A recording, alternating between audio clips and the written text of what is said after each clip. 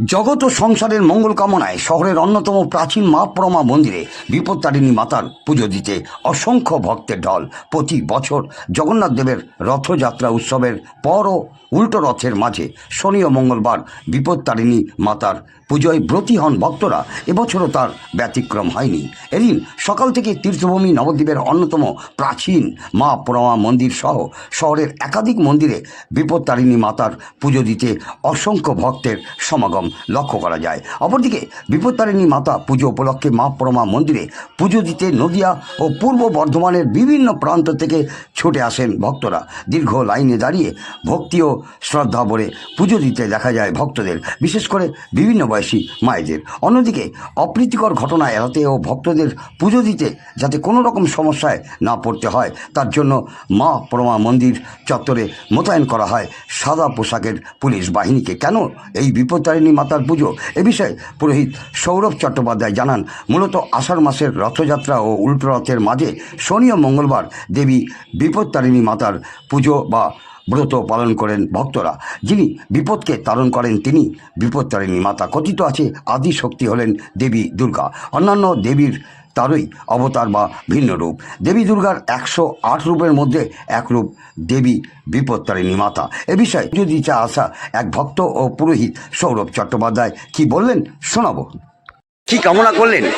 মায়ের কাছে কামনা করলাম আমার সংসার, স্বামী, সন্তান সবাই যেন ভালো থাকে এবং যত মানে ভক্তরা এসেছে সকলেই যেমন সুস্থ থাকে, ভালো থাকে, তাদের সঙ্গে আমরাও যেন ভালো থাকি।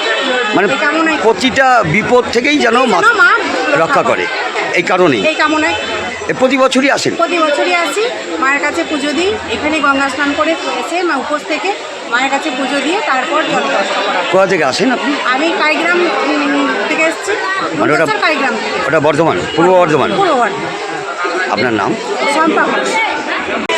বিপত্তারিণীটা হচ্ছে আমাদের পৌরাণিক চিরাচরিত প্রথা অনুসারে এই বিপত্তারিণী ব্রত, এটা হচ্ছে মা দুর্গার একটা রূপ এবং আমাদের এই মা সংসার জগতে মা বোনেরা এই বিপত্তারিণী ব্রত করে থাকেন সংসারের মঙ্গল কামনার্থে। এবং এই বিপত্তারিণী ব্রতই যে নিয়মগুলো আছে সেখানে হচ্ছে মা বোনেরা উপোস করে দারুণ নামের সংকল্প ব্রতী হয়ে তারা মা বিপত্তারিণীর উদ্দেশ্যে 13টি ফুল 13টি ফল দিয়ে মায়ের কাছে পূজা দেন তাদের মনস্কামনা পূর্ণের জন্য। এবং তারপরে তারা 13 গাছা সুতো, 13টা গিট এবং 13 গাছা দুর্বা দিয়ে সেই ডোর প্রত্যেকে হাতে করে সেটাকে ধারণ করেন। যাতে এই ডোরের অর্থ হচ্ছে যাতে সারা বৎসর মা তাদের সকলকে বিপদ থেকে রক্ষা করে।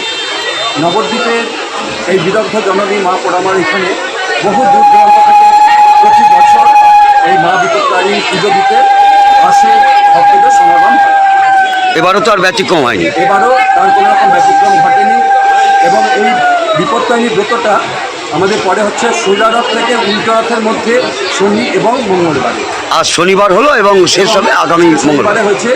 আগামী সপ্তাহে মঙ্গলবারে শেষ দিন, মানে ওটা দ্বিতীয় দিন আবার বিপত্তারিণী ব্রত পালন করতে পারবে। যারা আজকে করতে পারেনি তারা আগামী মঙ্গলবার বিপত্তারিণী ব্রত পালন করতে পারবে। আপনার নাম? আমার নাম সৌরভ চট্টোপাধ্যায়।